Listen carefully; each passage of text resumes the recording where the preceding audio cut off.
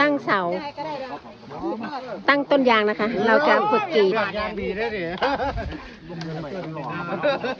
แน่นๆเด้อ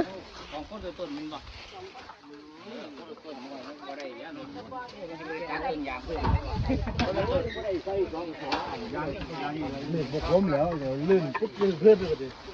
ว้ายขาลอย เรายังใช้ต้นยางจริงไม่ได้นะคะ เราก็เลยตั้งหลักไปซ้อมก่อนเบิร์ดเอาเสียบไว้แน่นอนครับ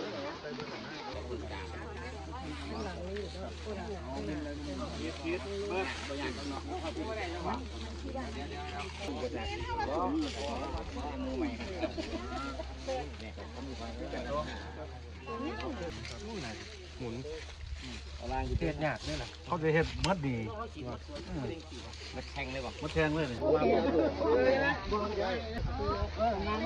ปากเนี่ยเฮ็ดยากครับ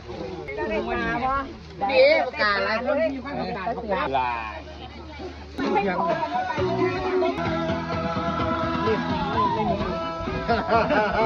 แล้วหรอปะ